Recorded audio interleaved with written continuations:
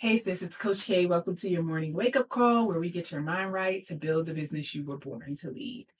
All right, y'all. So today I'm going to talk because there's a lot going on in the world. Things are crazy out there. We're not sure what's going on with our economy. We're not sure what's going on, like, quite frankly, with like just our status in the world as a country. And every day there's something new. And it can be terrifying and scary and keep you up at night, especially when you think about what's happening in your business. How is this going to impact my livelihood? How is this going to impact my employees? And I just want to encourage you to do something that is much smaller than that bigger, idea of like, how do I get through this time? Because that bigger idea of how do I get through this time, we can talk about this in another morning wake up call, is like your spiritual foundation, your time for rest and restoration, your meditation practices, things like that that restore you during this time and keep you grounded, grounding activities. We'll talk about that another one, actually. I think I'll come back and talk about that tomorrow morning. But I want to talk to you about learning to lead your company on a shoestring budget. And so, a lot of times when you're building a business, um, sometimes we will encourage you to think big with the business. Often, business coaches like myself, other people who are in your circle who want to see you do big things, encourage you to dream big. And dream big can often be articulated as grow the company, expand the company, get more employees, do more locations, big, big, big.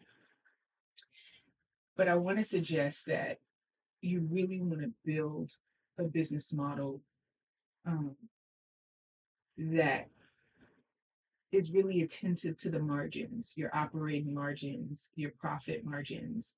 And what I mean by that is, the short version of what I'm trying to say is build a business and be real lean on the expenses. And there's a difference between being lean on expenses and starving your business. You have to know that fine line of like, I have to invest certain things in my business if it's gonna grow. And I didn't really need to spend a quarter of this budget in order to get where I'm going.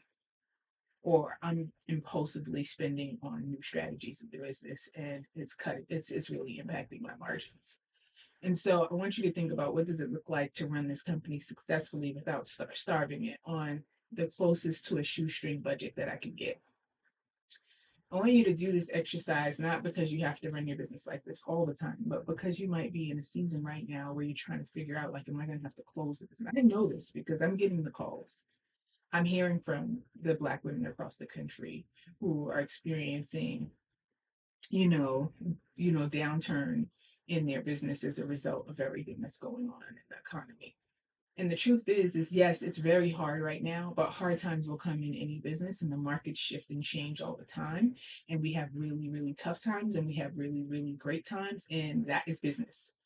And so the question is, how do you learn and understand your business and get to know your business in a way that allow you to make decisions and lead through tough times?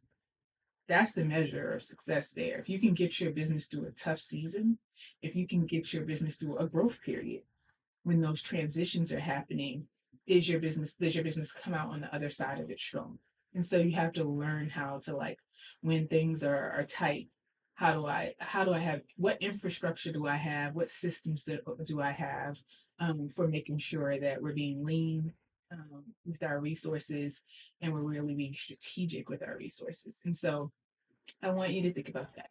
That's your morning thought, your morning wake up call, that you really got to start thinking about, like, um, what are the different scenarios and contingency plans for when things get tough in your business. Don't be afraid to sit down and map that out with your accountant or your bookkeeper. And don't just cut costs and panic. I'm talking about being real strategic. And sometimes you'll come out of these seasons, like, I have to honestly say right now, we've had to make some cuts in the business. And some of the cuts, I'm actually kind of glad that we were put in a position to have to make them, because I realized I didn't need those costs. And that, I'm doing okay without them. And so obviously there were some other cuts that, don't fit that category, but you'll find that the more you play with your numbers and your budget and your expenses and understand how to run the companies and get as much juice out of it as possible when revenues are low, then when revenues expand and grow, and you have a lot to work with in terms of profit margins and take home. All right. I hope that is food for the business soul, and I'll see you tomorrow morning.